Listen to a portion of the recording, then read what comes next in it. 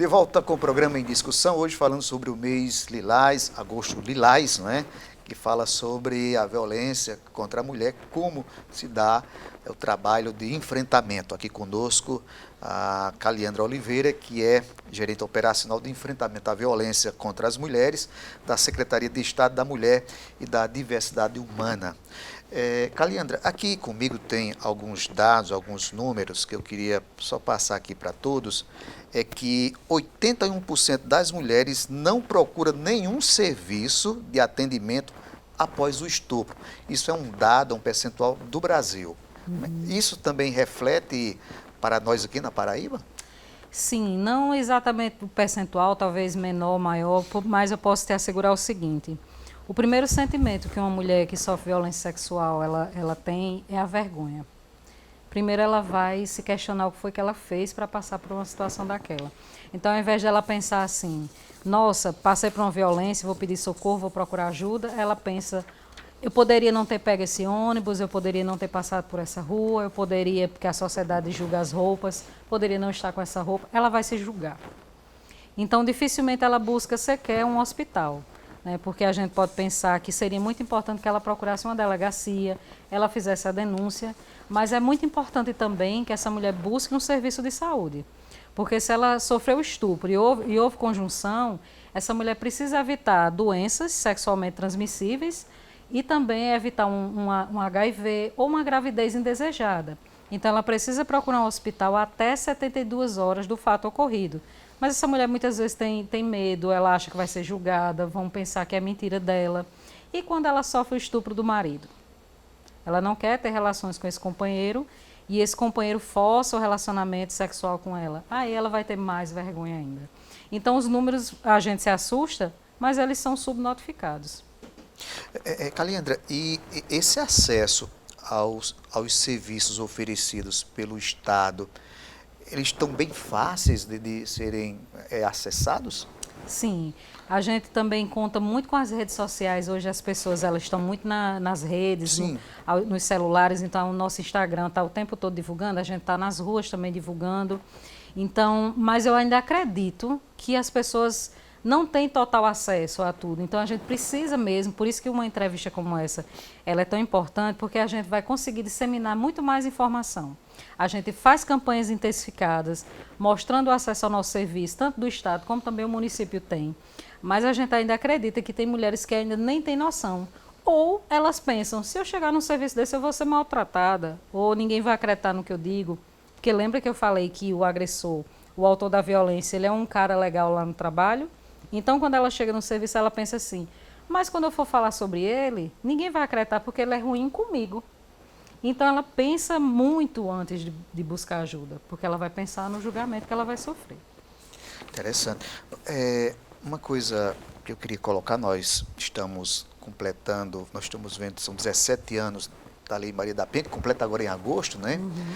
E mesmo com mudanças na própria lei, ela está se intensificando, se tornando mais duro contra os infratores, contra aqueles que praticam o crime, não é, também, e a justiça tem sido muito atenciosa com relação à Lei Maria da Penha, mas mesmo assim os números ainda são grandes com relação à violência contra a mulher. O que está acontecendo então? Bom, podem ser muitos motivos, né? Eu costumo dizer que eu tenho minhas hipóteses do que pode acontecer. E você está vendo, e não sei se você já percebeu, que mudam-se as configurações. Alguns agressores, eles têm feito o quê? Porque existe um ciclo de violência que ele não começa logo na violência física, ele começa com a violência psicológica, vai se intensificando. Se esse ciclo não é rompido, chega na morte dessa mulher. Mas o que está acontecendo? Alguns agressores com 3 meses de relacionamento estão assassinando essas mulheres. Então, um sentimento de posse tão grande, que o simples não que essa mulher dá para esse homem é motivo para ele matá-la. Quando ele não comete o feminicídio, ele ou assassina os filhos, como foi um caso em São Paulo, que ele matou as crianças para atingir essa mulher, ou agora recentemente na Paraíba, eu creio que foi ontem, que eu vi em um jornal nosso aqui da região, que o agressor, ele matou o atual companheiro da ex-companheira. Então, se muda as estratégias de ferir essa mulher. quando não é feri-la e ele tirar a própria vida ou tirar a vida dos filhos. Então, assim, realmente a gente precisa fazer um trabalho massivo, principalmente com as crianças, com os adolescentes, para a gente evitar que esses adultos eles se transformem em adultos tão violentos. Verdade. Uma coisa interessante que eu coloquei para você no primeiro bloco, né, porque há uma necessidade de um tratamento psicológico. Não sei até que ponto, como é que a secretaria trabalha integrada com outras secretarias nesse atendimento, porque aquilo que eu coloquei anteriormente, existe as complexidades da mente, das doenças psicológicas, em que as pessoas trabalham, não é, alguns sentimentos e que acabam refletindo nesse relacionamento. Então, e aí é um grande desafio para se detectar onde existem essas falhas, né, dessas estruturas emocionais, né, quanto a esse tratamento. E aí isso vai crescendo e acumulando até que chega, né, esses fatos que acabam com tragédia. Uhum. Eu não sei como é que a secretaria tem dado esse suporte, se é só uma parte mais do tratamento, do acompanhamento pós a violência, ou se há também algo mais preventivo, né, para que não se chegue a tal situação. Nossos serviços eles se dividem nessa prevenção e já quando a situação de violência ela chegou ao extremo. Então, existem os centros de referência da mulher, como eu te falei, que um fica com sede em Campina Grande, mas atende todo o estado, mas na Paraíba tem alguns municipais, e nós temos o intermunicipal que fica em Sumé. Então, o centro de referência ele é um serviço da prevenção. Então, é para evitar, é para empoderar essas mulheres e evitar que possa chegar num caso de feminicídio.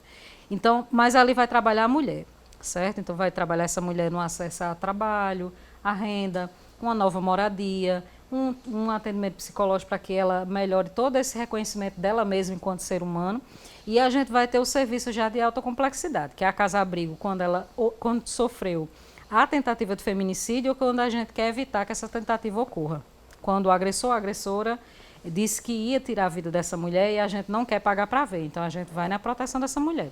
E a Patrulha Maria da Penha, o Programa Integrado Patrulha Maria da Penha, que são para aquelas mulheres que pediram uma medida protetiva, que é aquele dispositivo da Lei Maria da Penha que afasta aquele agressor ou agressora dessa mulher.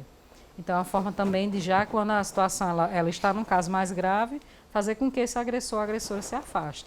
Então, a gente tem desde a prevenção até a situação quando ela está mais grave. Entendo.